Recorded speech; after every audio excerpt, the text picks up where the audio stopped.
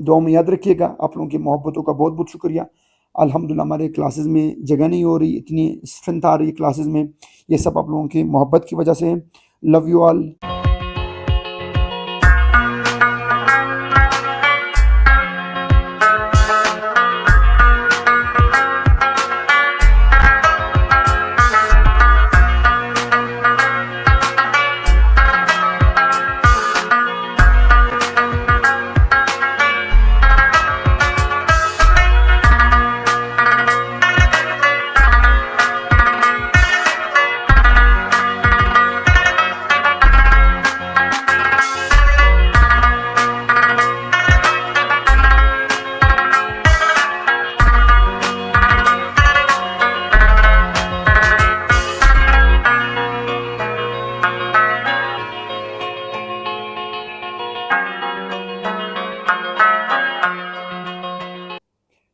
Hello अस्सलाम वालेकुम, कैसे आप सब? उम्मीद करता हूँ आप लोग खुशबाश होंगे। मैं हूँ आप लोगों का केमिस्ट्री इंस्ट्रक्टर दुर मोहम्मद, और हम पढ़ रहे होते हैं अपने फर्स्ट ईयर की, एफएससी की और बीएससी की और एमएससी की मुख्तलिफ कॉन्सेप्ट्स और केमिस्ट्री हम पढ़ते आ रहे होते हैं।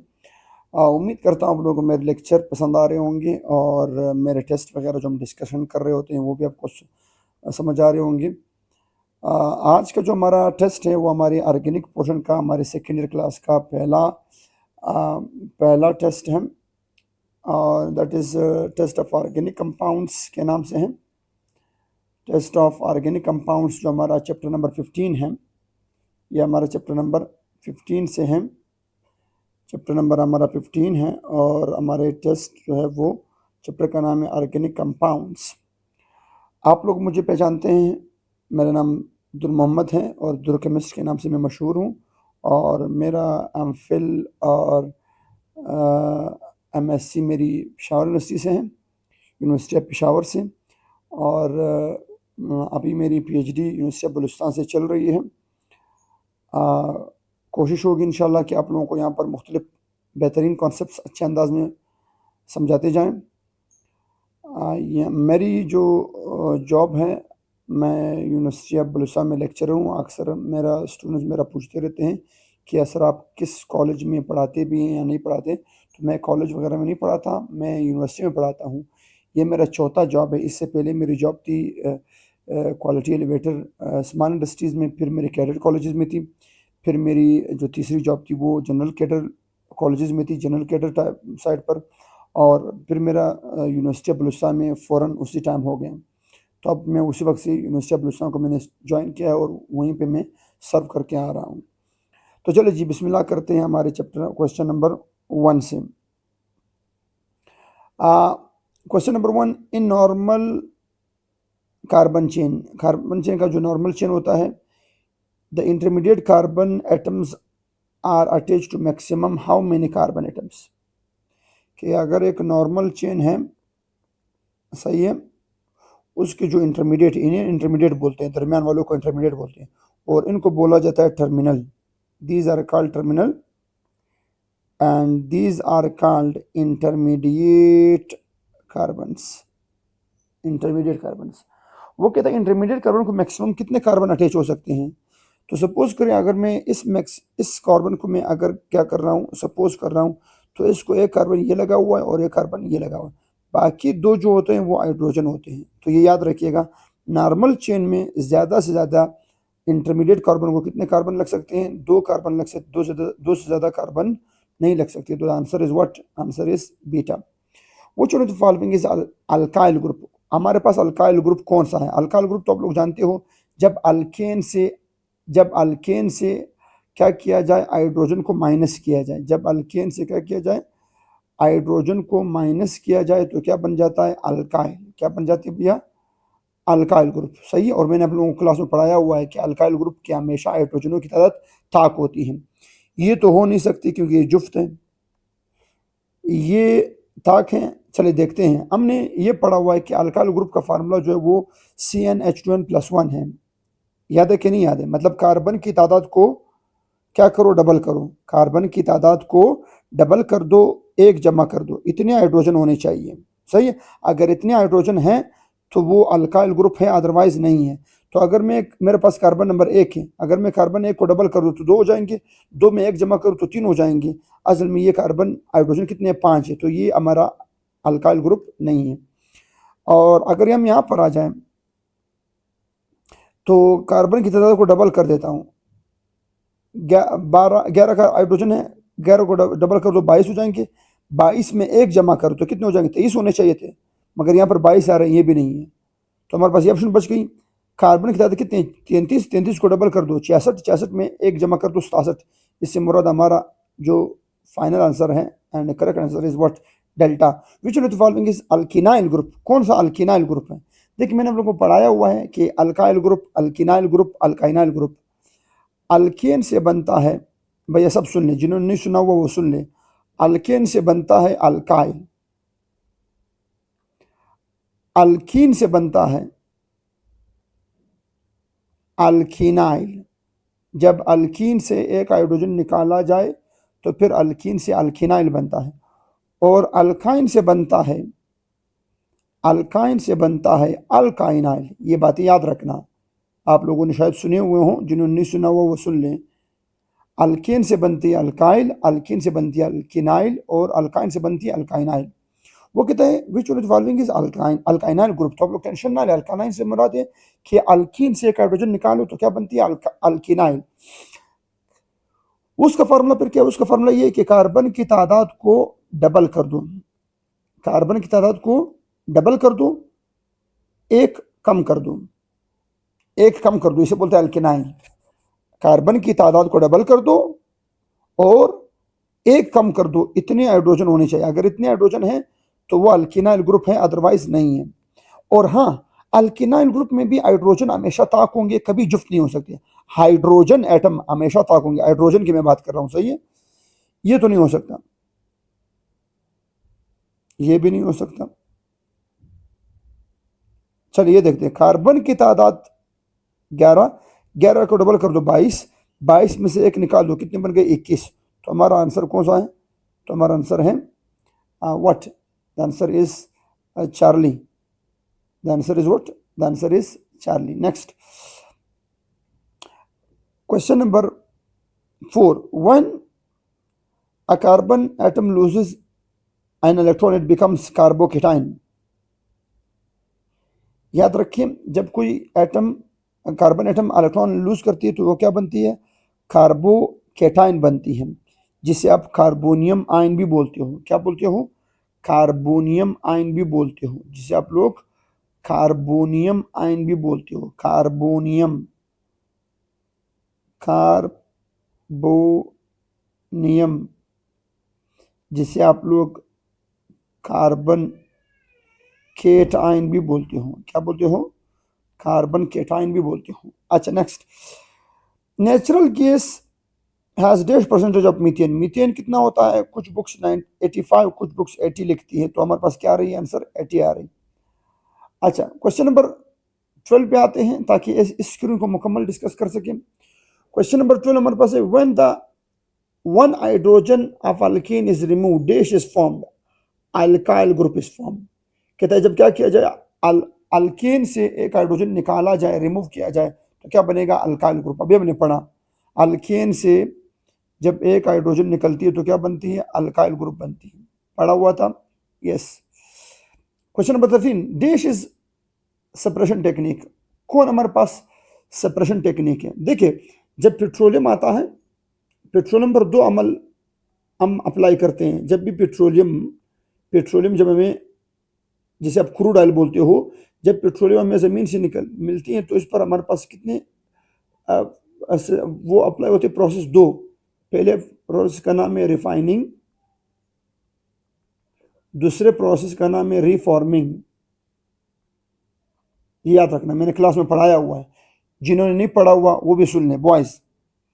जब पेट्रोलियम ज़मीन से निकलती है तो उस पर कितने अमल होते हैं, 2 अमल, एक है रिफाइनिंग के नाम से और एक है रिफॉर्मिंग के नाम से। रिफाइनिंग से क्या मुराद है, रिफाइनिंग से मुराद है अलग करना, मतलब पेट्रोलियम के अंदर petrol, diesel, grease, kerosene oil, naphtha, petroleum naphtha और इन चीज़ों को अलग करना, इसको हम बोलते हैं रिफाइनिंग। और ये बॉइलिंग पॉइंट की मदद से होता है, डिस्टिलेशन की मदद से होता है। दूसरा अमल जो होता है उसका नाम है रिफॉर्मिंग। रिफॉर्मिंग से मुराद है बेहतर बनाना, मतलब गैर ज़रूरी मालिक्यूल को बेहतर बनाना, उसको नया शक्ल देना, उसे बोलते हैं रिफॉर्मिंग। तो रिफाइनिंग सेपरेशन है और रिफॉर्मिंग जो है वो मॉडिफिकेशन है। अच्छा, रिफाइनिंग रिफाइनिंग में क्या होती है? सेपरेशन होती है। तो हमारे पास कौन सा ऑप्शन है? ऑप्शन हमारे पास आ रही है बीटा ऑप्शन। अच्छा, डैश इज प्योरिफिकेशन टेक्निक। कौन सा प्योरिफिकेशन टेक्निक है? तो रिफॉर्मिंग जो वो प्योरिफिकेशन है, जो मालिक्यूल हमें पसंद नहीं है या जो मालिक्यूल हमारे काम के नहीं है, हमने उनको क्या करना है? हमने उनका काम का बनाना है। तो इस अमल को हम क्या बोलते हैं? रिफॉर्मिंग। तो रिफॉर्मिंग कौन सा अमल है? रिफॉर्मिंग, सही है। अच्छा, functional group of alkyl amine family is. Alkyl amine family जो है उसका फंक्शनल ग्रुप कौन है? उसका functional group amino group, NH2 group, सही है। एंड अगला क्वेश्चन हमारे पास है क्वेश्चन नंबर 16। ये बड़ा इंटरेस्टिंग क्वेश्चन है, इसको सुने। कहते n iso and neo are dash isomers. कौन से आइसोमर्स हैं? चेन है, पोजीशन है, ऑप्टिकल है। तो हमारे पास चेन आइसोमर्स है, यस। नियो मालिक्यूल मैंने क्लास में बताया हुआ है, नियो मालिक्यूल, आइसो मालिक्यूल और नॉर्मल मालिक्यूल, ये क्या है? ये हमारे पास चेन आइसोमर्स है। मतलब ये देखिए, ये कौन आ रही? ये आ रही ब्यूटेन, पेंटेन। ये एन पेंटेन है, सीधा वाला, सही। और अब देखिए पेंटेन, ये आइसोपेंटेन है। और ये हमारे पास क्या है? नियोपेंटेन है। आप चेक करें, ये नियोपेंटेन है। सब में देखिए 5-5 कार्बन है, ये आइसोमर्स है, सही। इनके मालिकुलर फार्मूला सेम है, मगर इनकी शक्लें डिफरेंट है। और शक्लें क्यों डिफरेंट है? क्योंकि इनमें बेसिक चेन का फर्क है। यहाँ पर चेन क्या आ रही है? यहाँ पर चेन में 5 कार्बन है, यहाँ पर 4, और यहाँ पर बेसिक पेरेंट चेन में 3 आ रही है। तो मतलब इनके चेन में फर्क आ रहा है, इस वजह से इन्हें बोलते हैं चेन आइसोमर। और ये याद रखना, ये एंट्री टेस्ट का क्वेश्चन है बाकायदा। ये इसको आप लोग काइंडली, इसको आप लोग ज़रा ट्रिपल स्टार कर दें। ये एंट्री टेस्ट का क्वेश्चन है कि एन और आइसो और नियो कौन से आइसोमर्स हैं? तो ये चेन आइसोमर्स। अगला, methane is chiral achiral both none. Methane हमारे पास जो है वो कहते हैं वो कायरल है या ए कायरल है, क्या है? चले जी, मीथेन। मीथेन में आपको पता है कि सारे कौन लगे हुए हैं? कार्बन को हाइड्रोजन लगे हुए हैं। और हमें पता है जब एक ही कार्बन को चारों ग्रुप अगर डिफरेंट होती, अगर क्या होती? डिफरेंट होती, तो फिर हम उसे बोलते हैं कायरल। कायरल वर्ड तो याद है, जिसको चारों डिफरेंट ग्रुप लगे हों। मगर मीथेन में चारों ग्रुप डिफरेंट तो नहीं है, सेम है। अगर 2 भी सेम आ जाए, 3 भी सेम आ जाए, या चारों सेम हो जाए, तो हम उसे कायरल नहीं बल्कि क्या बोलते हैं? ए कायरल। तो मीथेन कायरल नहीं, याद रखना, एंटीटेस का क्वेश्चन है, ये ए कायरल है। अगला, natural gas is the remaining of plant and animals both. Yes, ये हमने पढ़ा हुआ है, बुक में स्टेटमेंट है कि नेचुरल गैस जो है वो दोनों का रिमेनिंग है, प्लांट का भी और एनिमल का भी, सही है। चलिए क्वेश्चन नंबर अगले यहाँ से वापस आते हैं क्वेश्चन नंबर 6 पर। आप लोग जरा इसका स्क्रीनशॉट ले लें, मैं आगे चलता हूँ। हो गया? चले जी,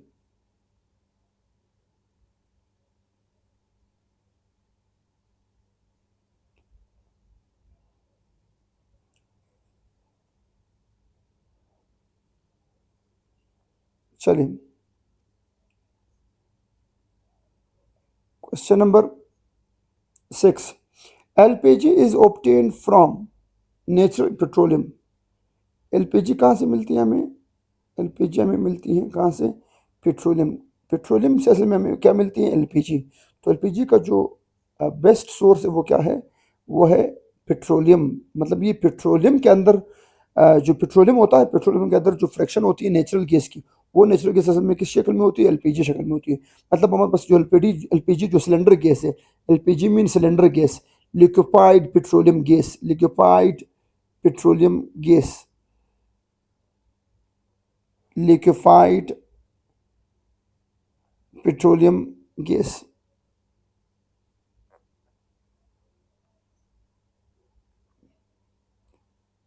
तो हमारे घरों में जो सिलेंडर गैस होती है वो हमारे पास क्या होती है? लिक्विफाइड पेट्रोलियम गैस, जिसे आप लोग क्या बोलते हैं? वो LPG। जी, चलिए, ये एलपीजी हमें कहाँ से मिलती है? ये हमें नेचुरल गैस से नहीं बल्कि पेट्रोलियम से मिलती है, सही है। अगला, water gas is mixture of, water gas आपको पता है वाटर गैस किससे मिलता है? वाटर गैस जब हम कोयले की डिस्ट्रक्टिव डिस्टिलेशन पढ़ रहे थे, अगर आप लोगों को याद हो, तो उसके दौरान हमें जब खोख के ऊपर हम पानी फेरते हैं, खोख खोख गर्म जो खोख होता है, कोयले का जो ऐसा खोख होता है, उसके ऊपर जब हम पानी फेरते हैं तो उसमें हमें कार्बन मोनोऑक्साइड और हाइड्रोजन गैस मिलती है, सही। अगला, coal tar is the mixture of dish organic compound, coal tar जो होता है वो 215 ऑर्गेनिक कंपाउंड का मिक्सचर होता है, हमारे बुक में लिखा हुआ है। Coal is the mixture of dish organic compound, कोयला पर कितने ऑर्गेनिक कंपाउंड का? 250 ऑर्गेनिक कंपाउंड। कोयले में 250 ऑर्गेनिक कंपाउंड होती है, जबकि खोख में जबकि कोल्टार में हमें हमारे पास कितनी होती है? 215 ऑर्गेनिक कंपाउंड होती है, सही। अगला, विच of the following is more stable carbocation, तो याद रखना tertiary carbocation is more stable, ये याद रखना। एक होती है प्राइमरी कार्बोकेटाइन, एक होती है सेकेंडरी,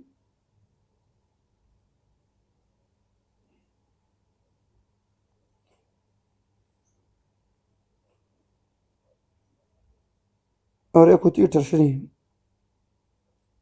सबसे जो स्टेबल कार्बोकेटाइन है वो कौन है? वो टर्शरी है, ये मैं क्लास में आप लोगों को पढ़ा चुका हूँ। टर्शरी कार्बोकेटाइन जो होती है वो सबसे मोर स्टेबल होती है, क्योंकि इस कार्बोकेटाइन के पास कितने आर ग्रुप है? 3 आर ग्रुप है, और ये तीनों आर ग्रुप क्या कर रही है? इलेक्ट्रॉन डोनेट कर रही है टुवर्ड द कार्बन, और कार्बन के पास जो इलेक्ट्रॉन की कमी आ रही है उसको स्टेबलाइज किया जा रहा है, उसकी कमी को पूरा किया जा रहा है। कौन पूरा कर रहे हैं? 3 आर ग्रुप। जबकि प्राइमरी के ऊपर एक आर ग्रुप है जो एक मरतबा इलेक्ट्रॉन दे रही है, इससे मुराद है ये जो डिफिशियंसी है इलेक्ट्रॉन की, जो पॉजिटिव नेचर है, पॉजिटिव नेचर को इतना स्टेबलाइज नहीं किया जा रहा, इसलिए हम बोलते हैं सबसे स्टेबल कार्बोकेटाइन कौन है? Tertiary carbocation. तो tertiary carbocation is the most stable carbocation. अगला, all the hydrocarbon, all hydrocarbon except methane, ethyne, benzene, ये सारे हाइड्रोकार्बन सिवाय किसके? फिनोल के। फिनोल जो है वो हाइड्रोकार्बन नहीं है, यस, क्योंकि फिनोल में क्या मौजूद है? ओ मौजूद है, ऑक्सीजन मौजूद है, सही है। अच्छा, क्वेश्चन नंबर 19 पे आते हैं। In organic chemistry the term unsaturated means a molecule which contain one or more multiple bond between carbon and carbon. Yes, वो मॉलिक्यूल अनसैचुरेटेड होगा जिसमें क्या होंगे? जिसमें कार्बन कार्बन के बीच एक या दो मल्टीपल बॉन्ड, मल्टीपल से मुराद या तो डबल हो या तो ट्रिपल हो, इनको हम क्या बोलते हैं? मल्टीपल बोलते हैं। डबल और ट्रिपल को हम क्या बोलते हैं? मल्टीपल बोलते हैं। इनका इनका कॉमन नेम क्या है? मल्टीपल है। अच्छा, next, when chlorine gas is exposed to the ultraviolet rays it gives, जब क्लोरीन क्लोरीन चूंकि देखिए भैया मैंने आपको बोला हुआ था यहाँ पर ये जो बात लिखी हुई है वैसे आप लोगों को ठिकाने के लिए लिखी हुई है। जब क्लोरीन गैस को हम अल्ट्रावायलेट रेस के सामने ले जाएंगे तो होगा क्या? तो ये जो मालिक्यूल है चूंकि नॉन पोलर है, इसमें दोनों एटम सेम है, जब इसका बॉन्ड टूटेगा तो बॉन्ड दरम्यान में से टूटेगा, ये क्लोरीन अपना इलेक्ट्रॉन और वो क्लोरीन अपना इलेक्ट्रॉन उठा लेगा, जिसकी वजह से हमारे पास कितने मिल जाएंगे? 2 क्लोरीन रेडिकल मिल जाएंगे। डिस्कस किया हुआ है हमने, क्या मिल जाएंगे? 2 क्लोरीन रेडिकल। अब ये जो 2 क्लोरीन रेडिकल हमारे पास बन गई है, जरा गौर फरमाइएगा, ये जो 2 क्लोरीन रेडिकल हमारे पास बन गई है, ये 2 क्लोरीन रेडिकल क्यों बनी? क्योंकि हमारा मालिक्यूल जो है वो नॉन पोलर है, और नॉन पोलर मालिक्यूल जब भी टूटता है रोशनी की मदद से या एनर्जी की मदद से तो वो हमेशा रेडिकल्स देता है, तो इसका जो सही ऑप्शन है वो क्या है? वो क्लोरीन रेडिकल है। अच्छा, the class of organic compound that does not contain sp2 hybridised oxygen, कौन सी वो ऑर्गेनिक कंपाउंड की फैमिली है जो sp2 ऑक्सीजन नहीं रखती है? मतलब बाकी रखते हैं, एक नहीं रखता, वो बताना है। ईस्टर रखता है, यस, ईस्टर में क्या मौजूद है? ईस्टर में मौजूद है, ईस्टर में मौजूद है sp2 ऑक्सीजन, यस, ईस्टर में sp2 ऑक्सीजन है, ईस्टर में sp2 ऑक्सीजन, ये वाला जो ऑक्सीजन ये sp2 है। यस, मैंने क्लास में आप लोगों को पढ़ाया हुआ है कि हाइब्रिडाइजेशन निकालने का तरीकाकार क्या होता है। हाइब्रिडाइजेशन निकालने का तरीकाकार ये है,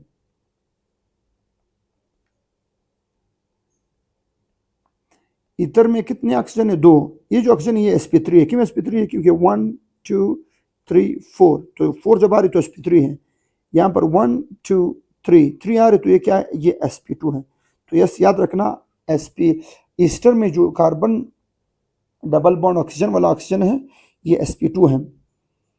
कार्बोक्सिलिक एसिड भी ऐसे हैं, उनमें भी क्या है, उनमें भी जो कार्बन डबल बॉन्ड ऑक्सीजन है, ये वाला ऑक्सीजन हमारे पास क्या है, ये वाला ऑक्सीजन हमारे पास sp2 है, सही है। ईथर है, ईथर क्या है, ईथर हमारे पास ये है, इसे हम बोलते हैं ईथर। तो ईथर में क्या मौजूद है, ईथर में मौजूद है सिंगल बॉन्ड ऑक्सीजन। और ये देखिए, अब यहाँ पर जो ऑक्सीजन के गिर्द अगर मैं देख लूँ 1 2 3 4, तो इससे मुराद है कि ईथर के अंदर जो क्या होते हैं, ईथर के अंदर जो ऑक्सीजन होता है, वो ऑक्सीजन, ये वाला ऑक्सीजन जो ईथर का जो ऑक्सीजन होता है, ये ऑक्सीजन आपके पास sp3 होता है। और ये याद रखिए, जो बच्चे समझ सकते हैं, जो भी ऑक्सीजन सिंगली बॉन्डेड होगा वो कार्बन sp3 होगा, याद रखना। वो ऑक्सीजन क्या होगा, वो ऑक्सीजन sp3 होगा। जो ऑक्सीजन सिंगली बॉन्डेड होगा वो ऑक्सीजन क्या होगा, sp3 होगा। तो याद रखिए, ईथर वाला जो ऑक्सीजन है वो sp3 है, sp2 नहीं है। तो हम लोगों से ये मांगा था कि विच of the following does not have sp2, तो ये sp3 है, सही है। अमाइनो एसिड्स में वो भी sp2 है। अच्छा, which of the following is not alkyl radical, कौन सा अल्काइल रेडिकल नहीं है, मतलब 4 ऑप्शन है, 4 में से 3 अल्काइल हैं, एक अल्काइल ग्रुप नहीं है। C3, कार्बन की तरह को डबल कर दो 6 और मैं 1 जमा कर दो 7, सही है, ये है। कार्बन की तरह को डबल कर दो 45 90 में 1 जमा कर दो 91, यस, ये भी सही है, ये भी अल्काइल ग्रुप है। कार्बन की तरह को डबल कर दो 22 को डबल कर दो 44 में 1 जमा कर दो 45 आना चाहिए, तो यहाँ पर क्या है 43 है। तो ये हमारा अल्काइल ग्रुप नहीं है, this is not the alkyl group but this is the alkynyl group. अगला, 2 methyl pentane and 3 methyl pentane are dash isomers। 2 methyl pentane और 3 methyl pentane जो है वो कौन से आइसोमर्स हैं, तो 2 methyl pentane और 3 methyl pentane की बात करते हैं। 2 methyl pentane 1 2 3 4 5, ये मिथाइल, इसे बोलते हैं 2, दूसरे कार्बन पर मिथाइल ग्रुप, तो 2 methyl pentane, 5 carbon, 1 2 3 4 5, 3 methyl pentane, सही। तो ये हमारे पास आ रही है, ये कौन सा आइसोमर आ रही है, इन्हें हम बोलते हैं पोजीशन आइसोमर, क्योंकि इनके ब्रांच के या अल्काइल ग्रुप के पोजीशन में फर्क है, इन्हें बोलते हैं पोजीशन आइसोमर्स, सही है। आगे चलते आप लोग इसका स्क्रीनशॉट लेने, जल्दी कर शाबाश। चले नेक्स्ट मूव करते हैं हमारे पास।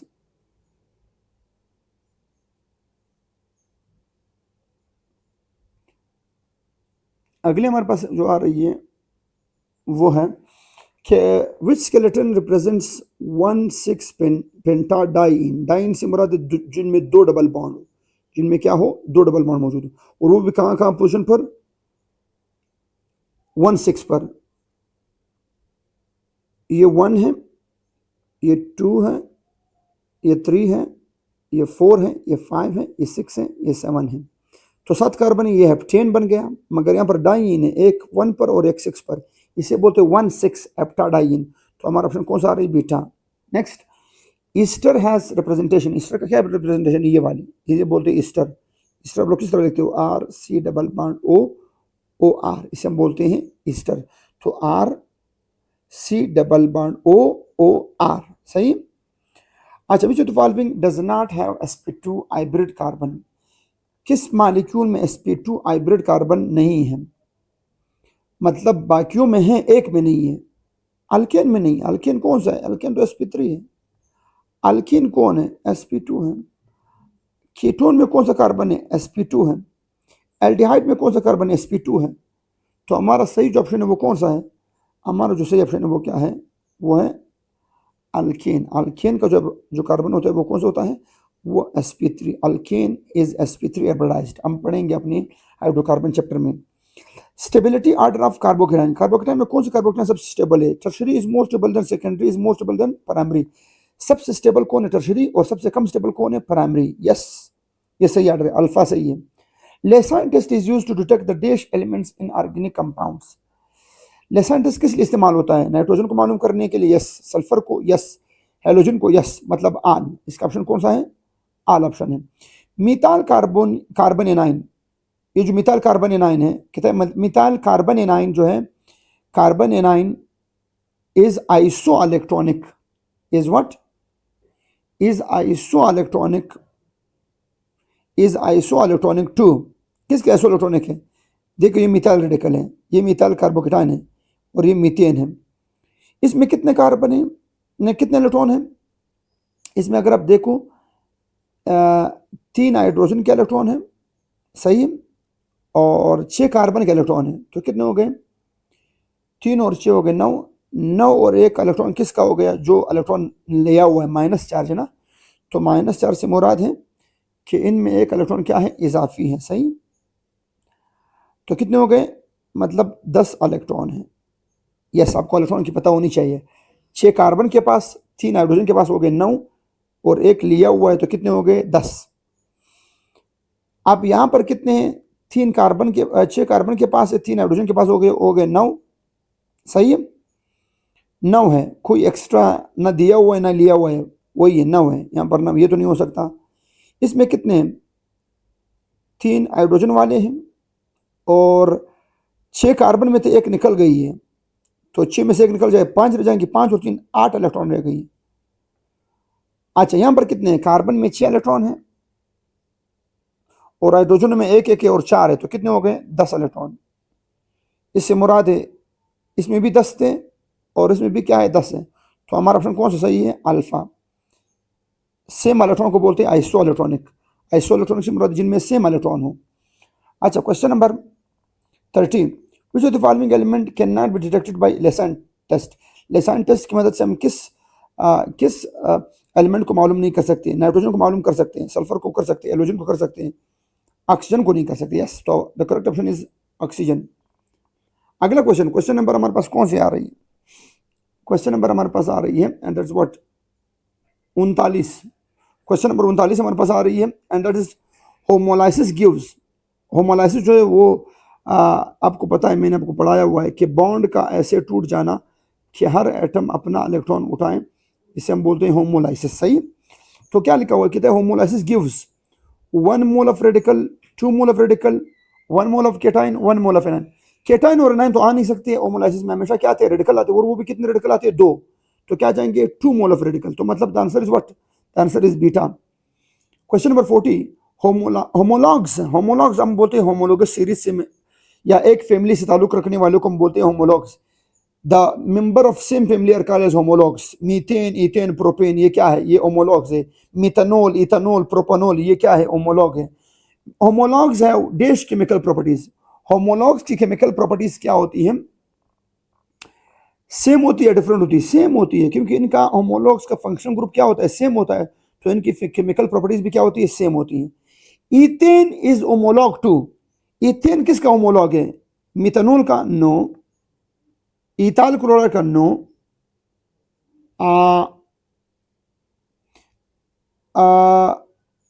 नोनिन का? नो, क्योंकि वो इथेन है और ये नोनिन है, ये अल्कीन है, ये नहीं है, होमोलॉग नहीं है। तो क्या है? कार्बन की तादाद को डबल कर दो, 18, 18 में 2 जमा कर दो, 20। तो इसमें मुराद answer is what? Answer is delta option. Yes, ये हमारा, चूंकि ये भी अल्केन है और ये भी अल्केन है, सेम ग्रुप से या सेम फैमिली से ताल्लुक रखने वाले को हम क्या बोलते हैं? हम बोलते हैं होमोलॉग्स, सही है, homologues. Formula of coal gas is, coal gas हम लोगों ने पढ़ा हुआ था, फ्रैक्शनल डिस्टिलेशन ऑफ कूल में हम लोगों ने पढ़ा हुआ था। कूल गैस जो एक कंपोनेंट था, जब हम फ्रैक्शनल डिस्टिलेशन कर रहे थे तो कूल गैस निकल रहा था। उसका फार्मूला क्या था? उसका फार्मूला था कि कार्बन मोनोऑक्साइड हो, हाइड्रोजन हो और मीथेन हो, इनको हम इकट्ठे क्या बोलते हैं? इनको हम बोलते हैं coal gas. They are collectively called as what? Coal gas, सही है। अच्छा, आगे चलते हैं। जो हमारे पास कुछ ले रहे आप लोग काइंडली इसका पिक्चर ले लें, स्क्रीनशॉट ले लें।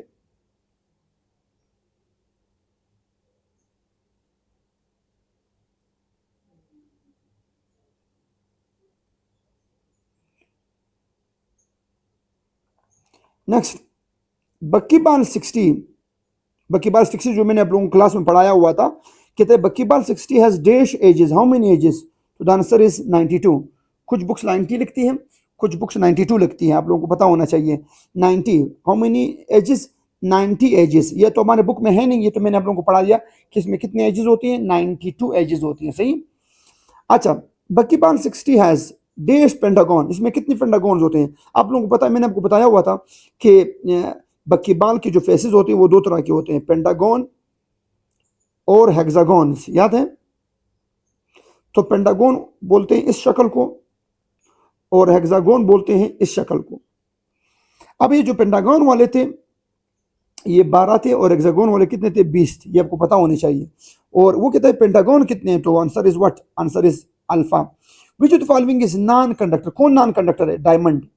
मैंने क्लास में पढ़ाया हुआ था ना, जब मैं आप लोगों को कार्बन का वो पढ़ा रहा था, एलोट्रॉप्स पढ़ा रहा था, बकीबाल पढ़ा रहा था, तो मैंने आप लोगों को डायमंड, ग्रेफाइट, बकीबाल सब पढ़ाए थे डिटेल के साथ, अगर याद हो। बाकायदा हमने एक टेबल बनाया हुआ था, तो उसमें मैंने आपको पढ़ाया हुआ था कि डायमंड जो वो नॉन कंडक्टर है, ग्रेफाइट सेमी कंडक्टर है, फ्लोरीन सेमी कंडक्टर है। अच्छा, आइसोप्रोपाइल इज, अच्छा isopropyl, propyl mean alkyl. Alkyl दो तरह के होते हैं, एक वो प्रोपाइल जिसमें 3 कार्बन हो और पहले कार्बन पर वैलेंसी खाली हो, इसे बोलते हैं नॉर्मल प्रोपाइल, एन प्रोपाइल। और एक वो प्रोपाइल जिसमें दरमियान वाले कार्बन पर, मतलब दूसरे कार्बन पर, दरमियान नहीं, दूसरे कार्बन पर क्या हो, सेकंड कार्बन पर अगर ब्रांच खाली हो या वैलेंसी खाली हो, उसे बोलते हैं आइसो। क्या बोलते हैं? आइसो। तो ये हो गया आइसो प्रोपाइल और ये हो गया एन प्रोपाइल। अब वो किसकी बात कर रहा है? आइसो प्रोपाइल की। तो आइसो प्रोपाइल हमारे पास कौन सा ऑप्शन है? ये वाला। देखिए CH3 दरमियान में CH2 आना चाहिए, तो मतलब यहाँ पे वैलेंसी खाली है, तो कौन सा ऑप्शन है? तो हमारा ऑप्शन जो है वो अल्फा है।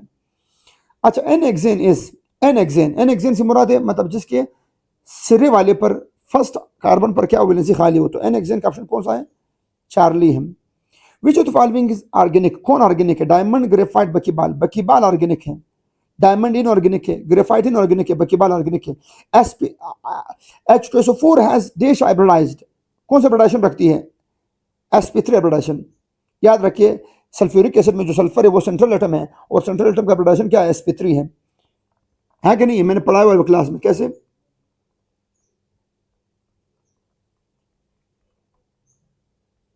ये सल्फ्यूरिक एसिड है, अगर मैं इसका हाइब्रिडाइजेशन निकालूं तो 1 1 1 1, सबको जमा करो 4 आ रहा है, और जिसका हाइब्रिडाइजेशन, जिसके बॉन्ड की तादाद 4 आ रही है उसे हम क्या बोलते हैं? sp3। नेक्स्ट, लास्ट क्वेश्चन हमारे पास जो आ रही है, which of the following is not component of petroleum? कौन पेट्रोलियम का हिस्सा नहीं है? कौन पेट्रोलियम का हिस्सा नहीं है? आप लोग स्क्रीनशॉट ले लें, मैं क्वेश्चन को आगे ले जा रहा हूं। कौन पेट्रोलियम का हिस्सा नहीं है? Which of the following is not the component of petroleum? तो ऑप्शन पर आते हैं। ऑप्शन हमारे पास कौन सी आ रही है? ऑप्शन हमारे पास आ रही है नंबर 1 एलपीजी, यस एलपीजी जो है वो पेट्रोलियम का हिस्सा है। गैसोलीन ऑयल, यस है। डीजल, यस वो भी पेट्रोलियम ऑयल, पेट्रोलियम से ही आ रही है। कोक जो है ये कोयले का हिस्सा है, ये हमने पढ़ा हुआ था क्लास में, ये कोयले में आ रहा था। कोयले के 4 हिस्से थे, कोक था, कोल्टार था, आपके पास कोल गैस था, और आपके पास क्या आ रही थी? अमोनिकल लिक्विड आ रही थी। 4 हिस्से आ रहे थे, कोयले के 4 हिस्से थे, तो उन 4 हिस्सों में से कोक आ रही थी। याद रखिए, कोक जो है वो पेट्रोलियम का हिस्सा नहीं है बल्कि कोयले का हिस्सा है, सही है। तो यहाँ पर आप लोगों के पास क्या हो गई, आप लोगों के टेस्ट को हमने डिस्कस कर लिया सेकेंड ईयर का। इंशाल्लाह फर्स्ट ईयर वालों को भी डिस्कस करेंगे इंशाल्लाह। इसी तरह सारे टेस्ट हम डिस्कस करेंगे ताकि स्टूडेंट्स को केमिस्ट्री अंडरस्टैंड हो सके। मेरे यूट्यूब चैनल को ज़रूर प्रमोट करें, अपने दोस्तों के साथ शेयर करें। इंशाल्लाह मैं मिड की क्लासेस जो चैप्टर है वो इंशाल्लाह शुरू करूँगा यूट्यूब पर। इंशाल्लाह अभी मेरे इंशाल्लाह क्लासेस जो है वो रेगुलर आएंगी, अगर अल्लाह को मंजूर था तो आप लोग मेरे साथ दीजिएगा। मेरे इन यूट्यूब चैनल को अपने दोस्तों के साथ शेयर करें, उन दोस्तों के साथ, उन लड़कों के साथ जो कोयटा से दूर हों, जिनको मेरे लेक्चर अवेलेबल ना हो, और जो कोयटा नहीं आ सकते मेरे क्लासेस अटेंड करने के लिए, तो उन तक मेरे जो यूट्यूब चैनल से उनकी हेल्प हो जाएगी। थैंक यू सो मच भैया, दुआ में याद रखिएगा। आप लोगों की मोहब्बतों का बहुत बहुत शुक्रिया। अल्हम्दुलिल्लाह हमारे क्लासेस में जगह नहीं हो रही, इतनी स्ट्रेंथ आ रही है क्लासेस में, ये सब आप लोगों की मोहब्बत की वजह से है। लव यू ऑल, अल्लाह हाफिज़, द खुदा पामान।